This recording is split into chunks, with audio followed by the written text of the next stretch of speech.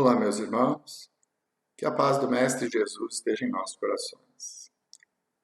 Hoje nós vamos refletir um pouco sobre a evolução, sobre o progresso e os instrumentos que Deus, na sua infinita misericórdia, nos concede para que, exercitando novas experiências, possamos ir evoluindo, nos transformando em seres cada vez mais perfeitos.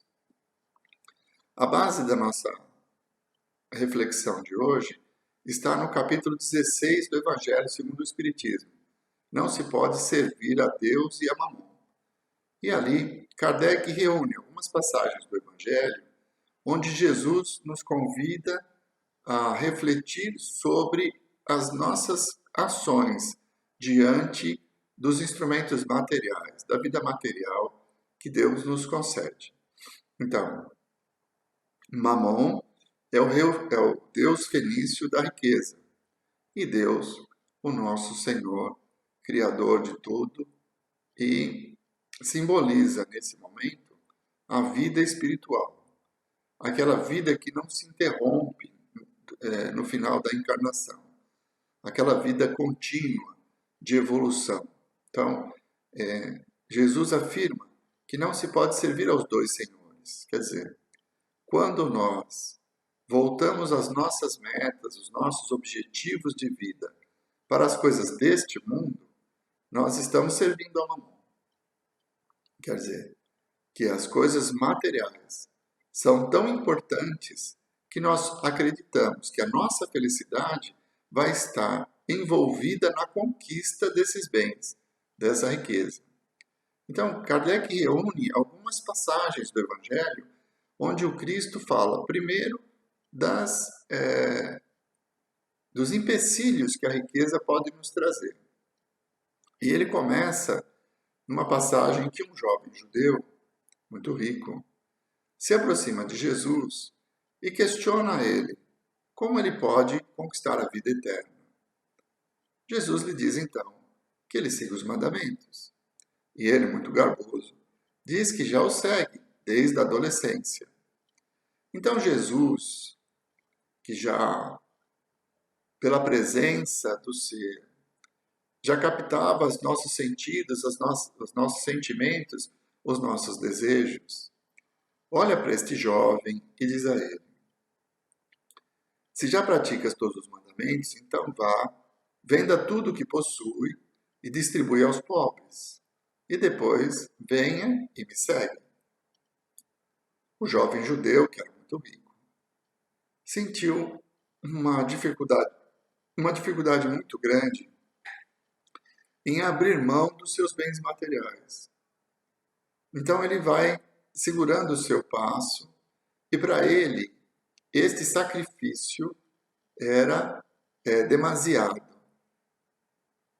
Ele não ia conseguir, o que nos dá a entender a passagem evangélica, é que ele não conseguiria abrir mão do seu conforto, da sua vida material, para seguir Jesus.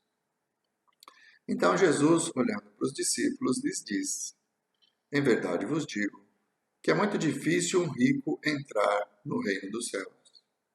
É mais fácil um camelo passar por um buraco de uma agulha do que um rico entrar no reino dos céus.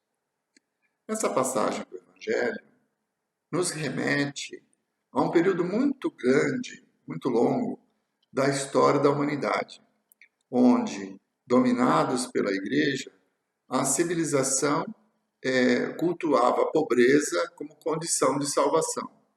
Então, eu estou me referindo ao período feudal, onde os núcleos das populações eles eram voltados para a produção da subsistência. Então, os servos, para que pudessem ser salvos, para que pudessem ir para o paraíso, como era a promessa, teriam que trabalhar para o próprio sustento, sem desejar uma riqueza maior. Então, toda a estrutura feudal era composta por servos que trabalhavam a terra, produzindo alimentos e os itens, os bens necessários, né, para a sobrevivência, e isso era compartilhado entre os nobres, que eram soldados que cuidavam da segurança de todos, e a igreja. Por 1000 anos a civilização ocidental viveu dessa forma. Por quê?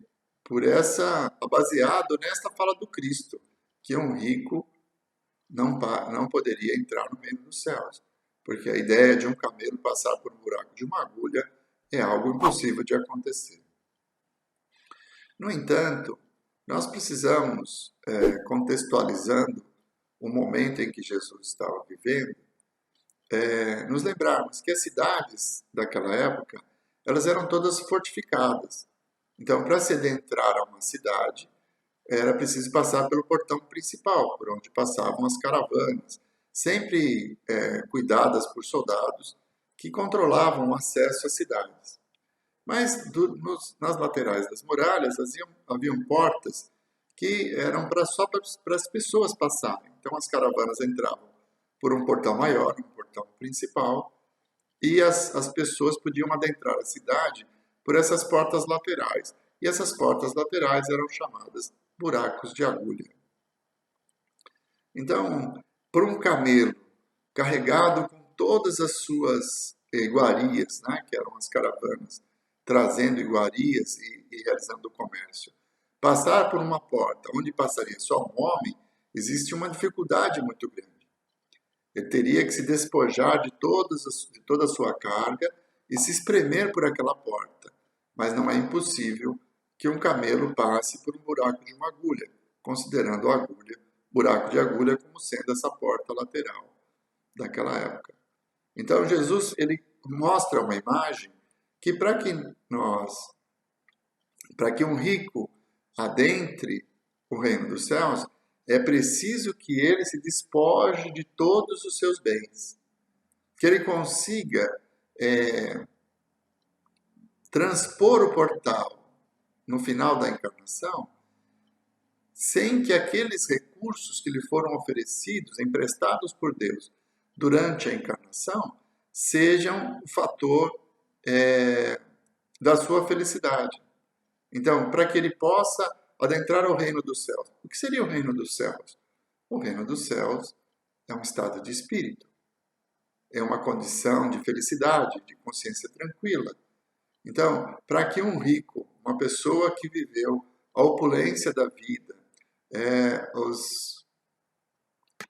as considerações que um rico recebe quando adentra um ambiente, as honrarias, tudo isso, para que ele possa, no final da vida física, retornar à pátria espiritual e se sentir em paz, estes valores trazidos pela riqueza, as honrarias, as deferências, os privilégios, todos esses valores não podem ser preponderantes para o seu estado de felicidade. Porque ao retornar à pátria espiritual, ele vai estar desprovido de todos eles. Então é como o camelo que tem que tirar toda a sua bagagem e se espremer para dentro da cidade através do buraco da agulha. Quer dizer, ele vai transpor o portal da vida e retornar à pátria espiritual totalmente desprovido dos bens materiais que para ele eram muito importantes durante a vida. Por isso que Jesus disse que é muito difícil um rico entrar no reino dos céus. Porque a riqueza leva ao privilégio. As pessoas, como a riqueza do nosso mundo, ela é limitada. Quer dizer, para que haja riqueza, é preciso que alguns tenham muito e muitos tenham pouco. Porque para que aí haja a diferença. Porque se todos fossem ricos, não haveria nenhum rico. Todo mundo seria igual. Então, as riquezas do nosso mundo, elas são distribuídas como instrumentos de provação e ela faz com que alguns apenas usufruam da riqueza, para que muitos possam suprir essa riqueza. Então, é o nosso sistema. Tá? Outro dia eu vi uma reportagem, acredito que na página da UOL, onde a distribuição da riqueza do Brasil tá assim, 3% da população detém 50% da riqueza do país. Então, os bens materiais eles são distribuídos de formas diferentes. Ah, porque Deus é injusto. Porque Deus privilegia alguns, né, que nascem em famílias ricas e já desde o nascimento do berço já estão cobertos de ouro. Não, não é assim. Nós temos que ter em mente que Deus nos criou todos iguais e nos dá as mesmas oportunidades para que nós possamos evoluir. Então, precisamos, para deixarmos de ser ignorantes e nos tornarmos espíritos perfeitos, é preciso que nós vivenciemos todas as experiências. Né? Não dá para pular etapas. Nós vamos ter que ir construindo essa deixar de ser ignorantes. Né? Nós vamos ter que ir aprendendo com as nossas experiências e para que haja essas experiências, existem os instrumentos e a riqueza é um deles. Então, meus irmãos, é muito seguro o que eu vou dizer. Nós já fomos ricos em encarnações passadas ou seremos em encarnações futuras, mas nenhum espírito chega à perfeição sem passar por essa prova. Então, não tenho receios. Haverá um momento, ou houve algum momento, em que nós vivemos a opulência, tivemos os nossos desejos materiais todos satisfeitos. O que não quer dizer que somos melhores ou piores por termos vivido essa experiência. O que vai determinar o nosso grau evolutivo é o uso que fazemos dessa riqueza. Por isso que Jesus diz que é muito difícil um rico encontrar um estado de espírito, de felicidade, de consciência tranquila, quando deixar o mundo material. Por quê? Esses privilégios da riqueza, essas honrarias, os aplausos, né? Quando uma pessoa muito rica adentra o ambiente, ela recebe todas as atenções, e isso ofusca a nossa vaidade, isso nos torna pessoas orgulhosas, porque acreditamos sermos melhores do que o outro por possuirmos a riqueza. Mas ao desencarnarmos, tudo isso vai ficar aqui. E aí? Como nós vamos nos relacionar com espíritos que, após a desencarnação, têm, às vezes, muito mais luz do que nós, que não soubermos usar a riqueza? Como o nosso orgulho vai ser aviltado no momento em que, desencarnados, um espírito que um dia foi um vassalo, ter muito mais luz e muito mais serenidade e paz em relação a nós, que desejamos as mesmas honrarias que tínhamos enquanto estávamos encarnados. Honrarias produzidas por esses instrumentos de evolução, que são os bens materiais. Então, por isso, o sofrimento, para aqueles que viveram uma encarnação de riquezas e desencarnam como espíritos, desprovidos de qualquer deferência, desprovidos das honrarias, dos privilégios que o recurso financeiro pode trazer, eles despertam no mundo espiritual como mais um. E muitas vezes perseguidos por aqueles que se sentiram injustiçados por terem convivido com essa riqueza e muitas vezes terem sido humilhados por eles. Então a situação após a prova da riqueza ao desencarnar é que faz que seja difícil uma pessoa que viveu na opulência estar com a consciência tranquila, com serenidade, e não dar a importância necessária, não dar uma importância muito grande para os bens materiais em relação à vida. Como disse Jesus, não amar a Mamon mais do que a Deus, porque a riqueza é transitória, é temporária, e pode estar em nossas mãos por uma encarnação. Mas quando desencarnarmos, tudo vai ficar no túmulo. Aí a dificuldade de uma paz de espírito, de uma consciência tranquila, de uma serenidade, onde a felicidade não está nos bens que nós adquirimos, mas no uso que fizemos dele. Então, não é impossível que um rico adentre ao reino dos céus. Quer dizer, que uma pessoa que viveu com o instrumento da riqueza e que durante toda a sua vida se colocou à disposição da sociedade, gerando empregos, gerando condições de evolução tecnológica no ramo da medicina, da tecnologia de comunicação, enfim. Se a pessoa que usou esse instrumento em benefício de muitos e de uma forma menos egoísta, ao desencarnar, ele vai estar bem, vai estar com a consciência tranquila. Então é por isso que não é impossível um rico entrar no reino dos céus. É difícil, justamente pela característica do ser que, envaidecido e por causa da riqueza, se sentindo privilegiado, ele vai exaltar o seu orgulho. Tá? Ele vai se sentir melhor que os outros. E ao desencarnar, ele vai ser mais um espírito desencarnado, desprovido de seus títulos e valores. Tá? Então é nesse sentido que Jesus coloca que para um rico, como era esse jovem judeu, que foi em busca da boa nova, é muito difícil ele se dispor a abrir mão da vida material. Então nós devemos voltar à Idade Média. Nós devemos trabalhar só para a nossa subsistência, sem construir a riqueza, porque a riqueza é um instrumento de perdição. Claro que não.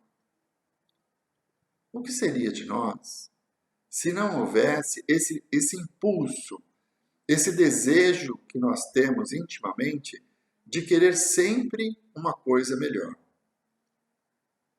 Imaginem, nós fomos criados simples e ignorantes.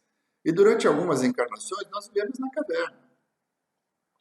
Ali na caverna nós tínhamos como principais objetivos da nossa vida a subsistência, então os alimentos e a proteção em relação ao ambiente exterior, né? Os animais selvagens que nos perseguiam. Era esse o nosso propósito. Mas nós nascemos ignorantes, mas orientados e intuídos por espíritos superiores.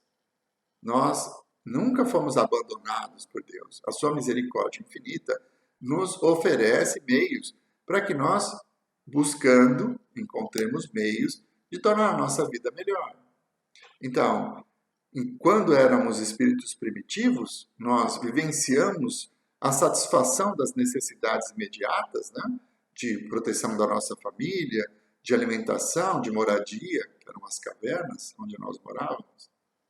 Mas satisfeitas essas situações, na nossa intimidade, pela nossa inteligência, nós desejamos algo melhor.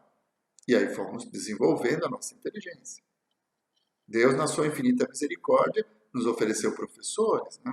Quem não se lembra dos exilados de Capela, espíritos mais evoluídos, que por não terem conseguido a evolução moral no mesmo patamar da evolução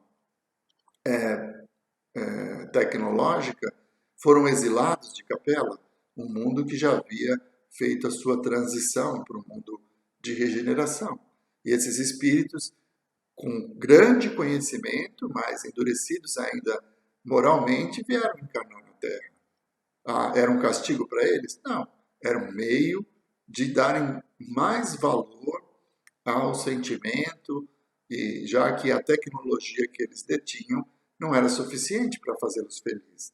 Então eles vieram para o mundo primitivo para exercitar a fraternidade, a convivência com os espíritos primitivos que aqui se encontravam. E servindo de professores, né, as marcas dessas civilizações estão muito presentes, né? Machu Picchu, no Egito, com as pirâmides, a própria sociedade judaica, aquelas construções que tem no México, dos incas, dos astecas, dos maias, que eram civilizações muito mais adiantadas tecnologicamente do que os habitantes da Terra naquele momento. E eles vieram como professores. Então Deus nos oferece os meios quando nós buscamos. Lembre-se que Jesus disse, buscai e achareis. Quer dizer, Deus não nos abandona, Ele nos fornece os meios. E nós temos na nossa intimidade esse desejo de progredir. Então, não estamos, assim, satisfeitos com o que temos. Nós vamos buscar evoluir, buscar colocar a nossa inteligência a serviço da humanidade ou ao nosso próprio serviço, dependendo do nosso grau evolutivo, né? E construir algo melhor. Não fosse isso, ainda estaríamos nas cavernas. Ainda estaríamos vivendo as situações cotidianas, né, de proteção da família e extraindo da natureza o nosso alimento. Mas nós não nos satisfazemos com isso. Nós queremos mais e vamos buscando meios para construir. E Deus vai nos oferecendo oportunidades. Né? A vinda dos capelinos foi uma grande oportunidade, uma alavanca para a evolução da civilização humana, que saiu das cavernas, construiu cidades e começou a cultivar o solo e se desenvolveu, permitindo que mais espíritos pudessem vivenciar as encarnações.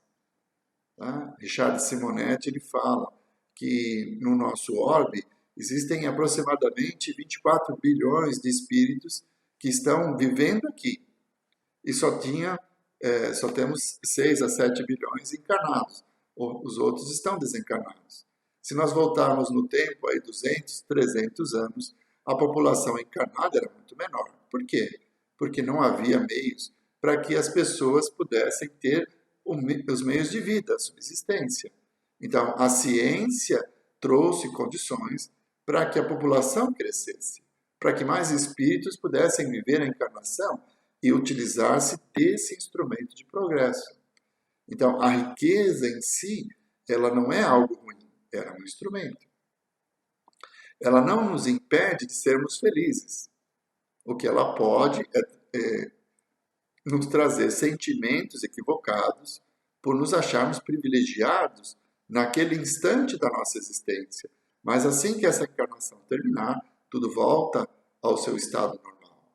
E a nossa aceitação em relação a isso é que vai nos trazer paz ou vai nos trazer sofrimento. Por isso que é muito difícil um rico entrar no reino dos céus. Mas a evolução, ela acontece gradativamente e depende do nosso esforço. Kardec coloca nesse capítulo, no capítulo 16 do Evangelho segundo o Espiritismo, a parábola dos talentos, que é muito interessante, né? Porque um senhor que ia viajar chama seus servos e ele distribui alguns talentos, que eram moedas, né? Na época. 5 talentos para um, 2 para outro e 1 para outro. Aquele que recebeu 5 talentos foi trabalhar com esses talentos e conseguiu ganhar mais 5. O que recebeu 2 também os trabalhou e recebeu mais 2. Mas aquele que recebeu um único talento, ele ficou com medo de perder esse talento. Então o guardou para quando o seu senhor voltasse. Bem, quando o senhor volta, aquele que tinha 10 talentos foi exaltado pelas suas qualidades. Aquele que tinha 2 talentos também foi exaltado pelas suas qualidades. Mas aquele que havia enterrado o seu talento e o devolveu ao Senhor, ele foi criticado. O que Jesus quis nos mostrar com essa parábola? Que Deus nos dá as oportunidades. Ele nos dá os meios para que possamos evoluir. E esses meios, eles devem aguçar a nossa inteligência. A frase do Cristo, buscai e achareis. Então, nós temos essa convicção de que se nós utilizarmos dos nossos esforços, da nossa inteligência, nós vamos conquistar algo. Buscai e acharei, bater e a porta vos abrirá. É isso que Jesus disse.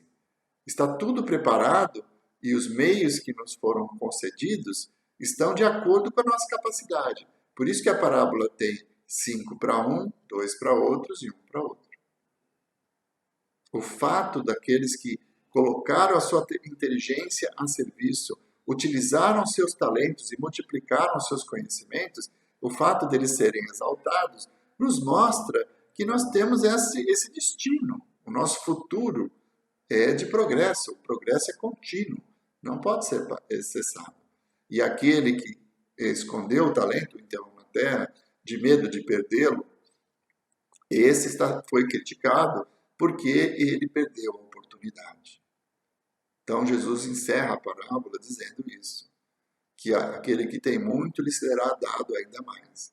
E aquele que acha que tem pouco, lhe será tirado o pouco que tem. Por quê? A misericórdia do Pai nos oferece os meios para que nós possamos evoluir. E os talentos, né, as nossas capacidades, as experiências que a vida nos oferece, elas nos são concedidas de acordo com a nossa capacidade, porque Deus é infinitamente misericordioso. Jamais vai exigir de nós algo que não podemos dar. Então a parábola dos talentos nos mostra que nós precisamos nos empenhar. Não podemos nos acomodar com a situação, com as situações da vida. A vida nos foi oferecida para que nós, através dela, evoluamos. E é preciso buscar a transformação. Deixar que essa energia que vem de dentro de nós e que nos tira do sossego, nos tira dessa acomodação de estarmos plenos e satisfeitos com o que temos. Nós queremos sempre mais. E essa energia ela deve ser praticada com a limitação de que nós não podemos colocar todos os nossos desejos de felicidade ou a construção da nossa felicidade nos bens materiais. Devemos buscá-lo. Deus nos deu os meios, as oportunidades de trabalho, a inteligência para que possamos construir, mas não podemos esquecer que a cada encarnação essa situação se transforma. E numa próxima encarnação nós vamos receber os meios que são necessários. Então, se vivemos uma encarnação de opulência, de muita riqueza, e exercitamos o egoísmo, exercitamos o orgulho, a vaidade, nos achamos privilegiados diante dos demais que nada tinham, e então, numa próxima encarnação, vamos viver a situação oposta, para que nós sintamos na pele o que fizemos em relação ao nosso semelhante. Aprendendo essa lição, mais uma vez teremos a riqueza em nossas mãos. E aí, já conhecedores das consequências dos nossos erros, vamos agir de uma forma diferente. Então, Deus não nos pune, não nos castiga. A lei de causa e efeito não é crime e castigo. A lei de causa e efeito é de oportunidades. E à medida em que nós recebemos a oportunidade e não a aprendemos, não usufruímos dessa oportunidade, quando nós enterramos o nosso talento, então, numa próxima encarnação, haverá sofrimento. Como ele diz, que aquele servo, que foi um servo mau, que enterrou seu talento, que ele seja lançado às terras exteriores, onde haverá choro e ranger de dentes. Nós vamos sofrer. Por quê? Pela consciência de termos tido a oportunidade de realizar algo que não realizamos. E a nossa consciência, o nosso juiz, é que vai nos punir. Não de uma forma, um castigo, mas o remorso, o arrependimento é que traz o ranger de dentes. Olhando para trás e vendo a oportunidade que tivemos e nós enterramos o nosso talento, quanto remorso, o atraso na nossa evolução, ver os nossos irmãos que receberam 5 talentos e outros 2 evoluírem e chegarem num patamar melhor e nós termos ficado para trás. Isso também nos causa sofrimento. Percebe que não há castigo. Deus, pela lei de causa e efeito, nos dá oportunidades para nos transformarmos. E a riqueza é um instrumento para isso. Ela serve para que nós, estando fora da riqueza, verifiquemos que ela em si só não é motivo de felicidade, mas o uso dela é que nos traz felicidade ou não. E estando com a riqueza na mão, tendo nossos 5 talentos, que coloquemos a serviço, que o coloquemos para desenvolver uma condição de vida melhor para as outras pessoas. Porque a riqueza tem essa característica. Imaginem que nos laboratórios químicos onde são desenvolvidos novos remédios, a recompensa da patente do novo remédio, que vai trazer a cura para uma determinada doença, não fosse a riqueza. Que você se empenhar numa pesquisa, buscar o conhecimento, descobrir novas formas e encontrar um remédio novo que vai amenizar uma doença grave, vai trazer qualidade de vida para toda uma população mundial, né? Porque o remédio vai se espalhar por todo o mundo agora que nós estamos interligados, né? Pelos meios de comunicação. Então, esse esforço, esse trabalho. Por que as pessoas fazem isso? Os cientistas se dedicam, os laboratórios financiam as pesquisas, fornecendo equipamentos e meios para que isso ocorra. Para que isso acontece? Por causa da riqueza. Os laboratórios visam o lucro, querem o crescimento. O cientista quer a notoriedade, o registro do seu nome na história, o aplauso da população mundial pela sua descoberta. Então, são valores ainda orgulhosos, mas que trazem o benefício para toda a população. Essas pesquisas, os laboratórios que tornam as pesquisas adequadas, criam meios para que haja descoberta de remédios, de vacinas, para suprir as necessidades de toda a população mundial. Eles visam o lucro, mas a consequência de buscar essa riqueza é o bem-estar, é a saúde de milhões de pessoas. Como está sendo na pandemia, onde a vacina está diminuindo a mortalidade. A gente observa pelas pesquisas, né, que conforme os grupos etários foram sendo vacinados, os casos mais graves ou de morte foram diminuindo naquela faixa etária que já estava recebendo a vacina. Então, milhões de dólares foram investidos no desenvolvimento da vacina, que vão gerar bilhões de dólares na venda dessa tecnologia. Então, a riqueza é um instrumento para que haja essa busca. Mas, por enquanto, a riqueza é o objetivo. Buscar a riqueza, a notoriedade. Tanto que, pela internet e alguns programas de televisão, jornais, existe assim uma teoria da conspiração, né? Que uma determinada nação criou a doença para que pudesse vender o remédio e se enriquecer. Existem essas teorias.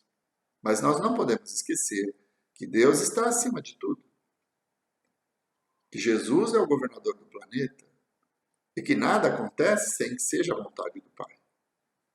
Então, para a nossa evolução, a riqueza ainda é um instrumento da busca.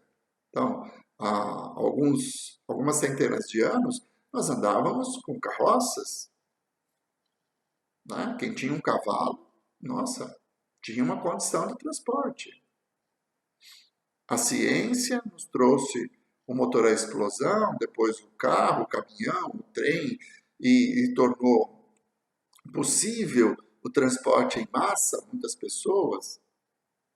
Quer dizer, por que nós deixamos de andar a cavalo e agora usamos automóvel? Porque a riqueza da descoberta, a riqueza gerada pela descoberta, levou pessoas a desenvolver esse produto, a buscar meios para a transformação. Então, a riqueza é estímulo para o desenvolvimento social. Não fosse esse instrumento que está dentro de nós, de querermos transformar, de querermos sempre um pouco mais, de melhorarmos a cada experiência da vida, estaríamos ainda na caverna. Mas não é essa a nossa natureza. A nossa natureza é de evoluir, de buscar o progresso. E para muitos, a riqueza ainda é esse motivador, instrumento motivador. Então, muitas doenças foram curadas, extintas até, do planeta, pela riqueza que geraram, para os laboratórios que desenvolveram os medicamentos, as vacinas. Mas, em contrapartida, quantos milhares de pessoas não foram beneficiadas por essa pesquisa, por esse remédio? Então, existem dois lados. Né? Pode haver, dentro do ser que busca a riqueza, a ganância, o egoísmo, e isso para ele vai ser motivo de sofrimento e dor no momento em que ele, desencarnado, deixa tudo aqui. Tudo vai ficar no túmulo. Mas a sua ação, mesmo para satisfazer o seu egoísmo, mesmo para satisfazer a sua ganância, essa ação gerou benefícios para muitas pessoas, porque as descobertas, a evolução dos medicamentos, do meio de transporte, do meio de comunicação, enfim, as moradias, né? Não vivemos mais em cavernas, né? Para que vivêssemos em residências, em prédios de apartamento, foi preciso que o intelecto desenvolvesse sistemas dentro da engenharia para criar condições para que mais pessoas pudessem morar dignamente. Então, os efeitos da riqueza são positivos. Agora, aquele que as tem na mão tem a sua responsabilidade. Por isso que tem, nesse mesmo capítulo, um texto muito bonito sobre o bom uso da riqueza e o mau uso da riqueza. Até tem uma passagem que é interessante, que Jesus nos conta, que um homem que havia plantado o solo e teve uma colheita recorde, né? Uma colheita maior do que a capacidade dos seus celeiros de guardá-la. Então ele diz para a sua própria alma: vou demolir os meus celeiros, vou construir celeiros maiores, e depois da colheita eu vou ter abundância por muito período. Então ele diz à sua própria alma que vai viver na opulência, na tranquilidade. Mas Deus, indo até este homem, lhe diz: tolo, ainda esta noite sua alma será arrebatada. Então não podemos esquecer que temos esse instinto do progresso. A busca da construção, a lei do progresso, a lei do trabalho, ela existe, ela está na nossa intimidade, faz parte do nosso ser.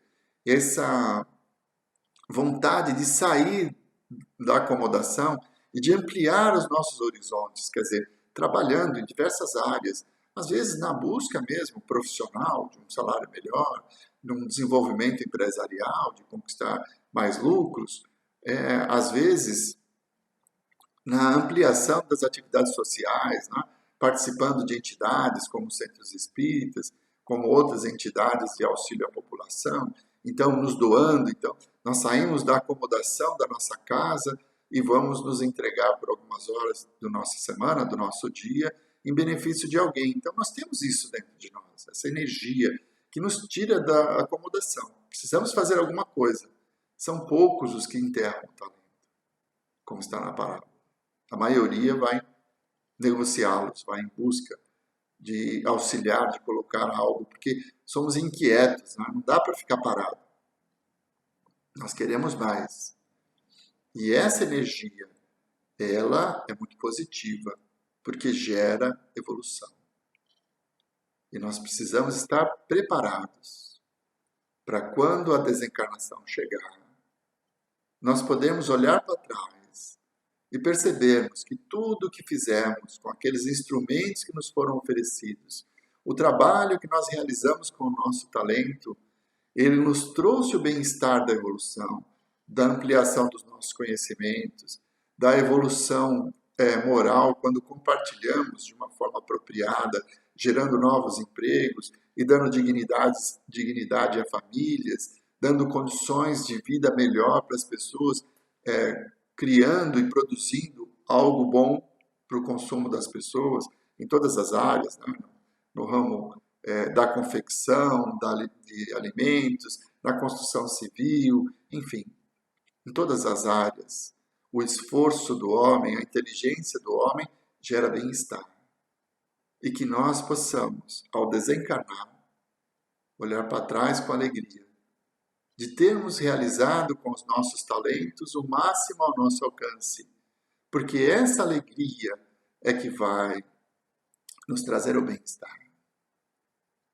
A alegria do Senhor, que olha para o seu servo e vê alguém que realizou a sua tarefa e que ao desencarnar não está preso às conquistas materiais, que ele amou a Deus ao invés de amar a Mamon, porque tudo o que fez foi pensando no próximo.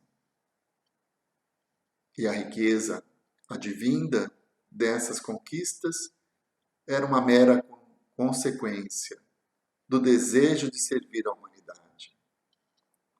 Quando o mundo evoluir, nosso mundo vai fazer a transição de um mundo de provas e expiações para um mundo de regeneração, as pessoas vão ter essa consciência de que tudo que fazem, fazem para si mesmo. Então, a grande diferença do mundo de provas e expiações para um mundo de regeneração é que as provas ainda existirão, quer dizer, ainda existirá a dor. Nós vamos continuar resgatando os erros do passado, isso sim, mas não haverá mais expiações, porque nós temos consciência das nossas imperfeições e o desejo de nos regenerarmos. Por isso, um mundo de regeneração. Nós, conscientes das nossas imperfeições, vamos desejar reparar os erros e fazer algo positivo. Então, numa sociedade regida por pessoas que têm a plena consciência e convicção da lei de causa e efeito, quer dizer, tudo que eu faço para mim, não haverá a ganância, não haverá o egoísmo e o orgulho. E as nações vão produzir meios para que o próximo viva melhor. Porque a única forma de exercer a lei, de amar a Deus sobre todas as coisas e ao próximo como a nós mesmos, é nessa relação. Então nós vamos usar os nossos talentos em benefício do próximo, resgatando as nossas imperfeições, trabalhando em nós a caridade, o amor, para que, conscientes de que tudo o que fazemos é em nosso benefício, e que o nosso irmão necessitado, que passa pela nossa porta, pelo nosso caminho, ele é instrumento para que eu possa me transformar e me transformar num ser melhor. Então, uma sociedade assim, disposta à regeneração, o egoísmo, a ganância, ela vai deixar de existir. Nós nunca vamos perder esse desejo de querer mais, de evoluir, de progredir. Mas não vamos mais fazer isso pensando só em nós. A busca pela cura de uma doença, a busca por condições melhores de vida para que mais pessoas possam encarnar no nosso mundo e ter uma vida digna e poder resgatar os erros do passado. Isso será feito porque nós desejamos o progresso, porque nós recebemos os talentos e vamos trabalhar em benefício deles, utilizando como instrumento em benefício de todos e não só no nosso. E as desencarnações e reencarnações já não terão mais o ranger de dentes, porque compreendendo que tudo que nós possuímos, que nossas mãos podem tocar, que os nossos olhos podem ver, quer dizer, todo esse mundo material no qual nós estamos inseridos, são empréstimos, concessões que Deus nos faz, para que nesse momento possamos evoluir através deles. Seja da dificuldade material, numa condição de trabalho árduo, seja na opulência da riqueza, em que também é um trabalho árduo, mas que nos dá a oportunidade de servir a muitos através dos bens que nos foram emprestados. Na consciência de que o mundo material pertence ao Pai e que nós estamos aqui de uma forma transitória, vivenciando algumas experiências que são muito importantes para determinar o nosso futuro. Então, nós vamos trabalhar os nossos talentos em benefício de todos, combatendo o egoísmo, combatendo a ganância, vencendo o orgulho e olhando para os nossos irmãos que estão numa condição social diferente da nossa, como alguém que está aprendendo o necessário naquele momento. E que no fim, a riqueza que eu possa ter hoje vai ser devolvida, porque ao desencarnar, nós vamos levar apenas o conhecimento adquirido, os sentimentos desenvolvidos pelas oportunidades que nos foram oferecidas, os amigos conquistados, a caridade realizada e um coração sereno. Porque a consciência tranquila de ter colocado os nossos talentos a serviço daqueles que necessitam, sem o egoísmo, sem a ganância. O Pai nos oferece os meios. O nosso livre-arbítrio nos dá a liberdade de escolher. Mas como disse Jesus, é muito difícil o rico entrar no reino dos céus. Ele precisa entender que a riqueza não é dele. E que para o camelo passar no buraco de agulha, é preciso que ele se dispa de toda a sua bagagem e possa entrar apertadinho na porta estreita, como diz a mensagem do Cristo, que nós normalmente escolhemos a porta larga, que são as facilidades da vida. Mas é preciso que nos espremamos pela porta estreita, vencendo as dificuldades da vida, para que quando chegarmos ao plano espiritual, no retorno à verdadeira vida, possamos estar em paz, com a consciência tranquila de termos feito o melhor ao nosso alcance. E desta forma que nós vamos amar a Deus, nós vamos compreender a lei maior, amando a Deus, compreendendo a sua onipotência, a sua misericórdia, a sua justiça infinita e o amor que Ele tem para com todos nós, nos oferecendo os meios para que possamos evoluir.